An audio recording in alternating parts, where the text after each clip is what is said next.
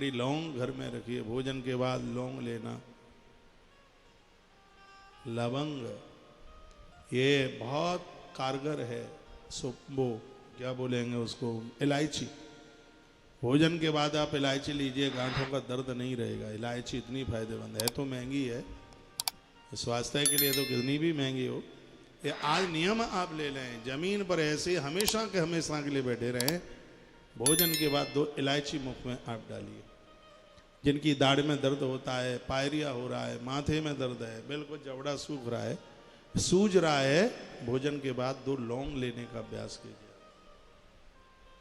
जिनके बाथरूम संबंधी रोग हैं, वो सूखा हुआ अंगूर, उसे क्या बोलेंगे, किशमिश, बहुत फायदेमंद है। थायराइड के लिए सूखा हुआ अदरक, उसे सौंठ बोलते हैं, इसका काढ़ा बहुत फायदा करता है। 5-7 पत्तियां इस बीमारी में तुलसी की बहुत फायदा करती हैं, लेकिन उसको चबाया नहीं जाता, उसको गटका जाता। सिर के बाल उड़ते हुए जा रहे हैं, कोरोना के बाद तो बहुत ही बाल उड़ रहे हैं, वैक्सीन लगने के बाद बहुत बाल उड़ रहे हैं। इनको नीम की पत्तियों से ही अब इनको बचाया जा सकता है। नीम की पत्तियां लीजिए। भींग हुई मेथी डायबिटीज में बहुत फायदा करती है, बहुत ही ज़्यादा। अखरोट दिल दिमाग की बीमारी को दूर कर देता है। कोलेस्ट्रॉल को भींगा हुआ बादाम नहीं बढ़ने देता, रक्तचाप हार्ट अटैक नहीं आने देता, ये बड़ी। और ब्लड में जो भी किसी भी प्रकार का इन्फेक्शन है, उसको अंजीर दूर कर देता है। लेकिन ये सब चीज़ मात्रा में होनी चाहिए, लिमिट में होनी चाहिए, तो ये बहुत फायदा करती हैं ये सब चीज़ें। चीकू हार्ट अटैक के मरीज को बहुत फायदा करता है, लेकिन डायबिटीज नहीं होनी चाहिए। चीकू ऐसा फल है। सेब माथे के दर्द को बंद कर देता है, कितना भी बड़ा भयंकर दर्द हो, माथे का बंद कर देता है।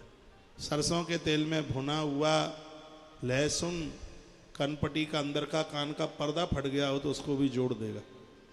उसको तेल गरम करें, सरसों का तेल, उसमें 2 फुंती डाल दें लहसुन की, गरम कर दें, खौल आ जाए उतार लें, उसको छान लीजिए और हफ्ते में 2 से 3 बार अपने कान में उसे डालिएगा।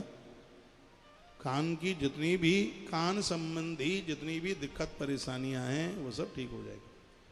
लहसुन उसमें इतना कारगर है, इतना फायदेमंद है। तो मैं यहाँ इस पवित्र व्यासपीठ से निवेदन तो यह कर रहा था, इसमें लिखा है वासुदेव परम ज्ञानम वासुदेव परम तपा, यही विवेक है, यही ज्ञान है, यही तपस्या है और यही वेद अध्ययन है। हम भगवान वासुदेव श्री कृष्ण को कभी भूले नहीं। अवतार बहुत हुए हैं, लेकिन एते चांस कलाम पुंसाम कृष्णस्तु भगवान स्वयं। भगवान श्री कृष्ण अपनी संपूर्ण कलाओं से प्रकट। कृष्ण, उनका नित्य जप कीजिए, उनको रोज अपने घर में, सबके घर में लड्डू गोपाल हो, उनके हाथ में लड्डुआ है। कृष्ण के हाथ में लड्डू कहाँ से आया? इसमें मैंने अभी 1-1.5 महीने पहले एक वीडियो डाली है तुलसी तपोवन यूट्यूब चैनल पर। क्या हुआ है भाई? हा? तुलसी तपोवन यूट्यूब चैनल पर इन वीडियो को आप जरूर सुनते रहिएगा। आज भी एक वीडियो डाली है, पुरखों से उनके ऋण से कैसे मुक्त हुआ जा सकता है। उसमें मैंने कुछ वायु पुराण की अद्भुत टिप्सें डाली है, जब भी आपको टाइम मिले तब उसको सुन लीजिएगा। तो अवतार कितने हुए का, चतुर्विंशति अवतारा नाम। 24 बार भगवान धरती पर उतर करके आए हैं भक्तों के लिए। भगवान क्यों अवतार लेते हैं? विप्रधेनु सुर संत हित लीन मनुज अवतार। माताओं के लिए भगवान धरती पर आते। जब जब धरती पर नारी का अपमान होता है, संत देवताओं का, सती साधुओं का अपमान होता है, फिर ईश्वर से रहा नहीं जाता, भगवान धरती पर आकर के अवतरित हो जाते हैं। 24 बार भगवान आए। परमात्मा सबसे पहले महात्मा बन करके आया और उन साधुओं का नाम था, वो 4 भाई बन के आए थे, सनक, सनंदन, सनातन और सनत कुमार। यह धरती में ईश्वर के रूप में सबसे प्रथम अवतार। भगवान साधु बन करके आए, संत बन करके आए। और यह अवतार ब्रह्मचर्य का प्रतीक है। जीवन में ताकतें बहुत होती हैं, लेकिन ब्रह्मचर्य साधना से बढ़कर के और कोई दूसरी साधना नहीं। ये शक्ति जिसके पास है वही हनुमान है। लंका को बजरंगी के ब्रह्मचर्य साधना ने जलाकर के राख कर दिया। यह प्रथम अवतार भगवान का ब्रह्मचर्य के रूप में होता है। और सनत कुमार बहुत बड़ी उम्र के होने पर भी वो हमेशा 5 वर्ष के ही लगते थे। हमारी भारतीय संस्कृति में प्रथम अवतार है सनत कुमारों का। दूसरे अवतार में भगवान वराह, वराह का अर्थ होता है श्रेष्ठ देव। ये जितना भी कुसा और तिल दिखाई देता है भगवान वराह देव से प्रकट है। उनके पसीने से तिल और उनके रोम से कुसा बन करके तैयार हुआ, जिसके बिना कोई सत्कर्म होता ही नहीं। तिल का दान सागर के किनारे बैठ करके किया जाए और अनंत गुना फल है, उसकी महिमा बहुत ज्यादा है।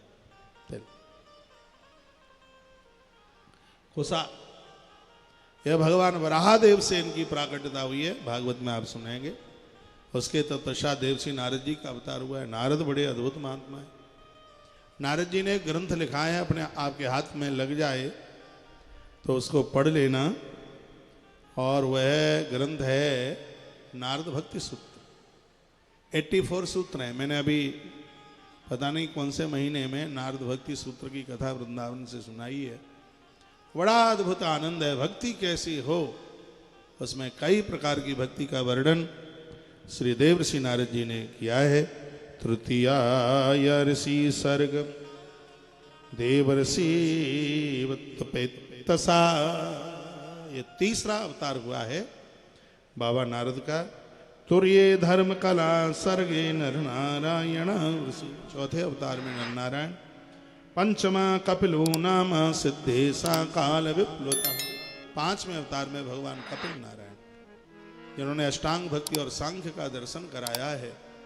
माता देवहूति को अपना श्रोता बना करके जो अद्भुत ज्ञान दिया है। यदि आपने अपने जीवन काल में कपिल उपाख्यान नहीं पढ़ा तो कुछ नहीं पढ़ा। ये समझ, भगवान कपिल ने ईश्वर से मिलने के लिए 2 मार्ग बताए, एक है भक्ति का मार्ग और एक है ज्ञान का मार्ग। ज्ञान के मार्ग में उन्होंने 8 बात बताई और भक्ति के मार्ग में उन्होंने 4 बातें बताई। भक्ति का मार्ग है थोड़ा सहज है, सरल है। ज्ञान का मार्ग है थोड़ा कठिन है। ज्ञान के मार्ग में वो 8 बातें बताते हैं, यम नियम आसन प्राणायाम प्रत्याहार धारणा ध्यान और समाधि, ये 8 है। भक्ति में वो 4 बताते हैं। वो कहते हैं नाम का रंग, अच्छा संग, मिलने की उमंग। वो कहते हैं कि 4 चीजें स्वीकार कर ले आप, आनंद हो जाए। किसी महापुरुष से मिलकर के उनके सानिध्य में बैठ करके कोई मंत्र गुरुमुख हो करके फिर उसका आप जप करें, मन लगेगा, मन भगवान से लग जाएगा।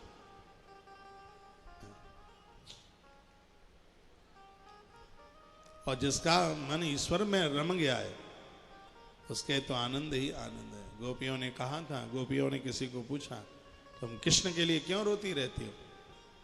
मोहन से दिल हमने क्यों लगाया है, ये हम जाने या वो जाने।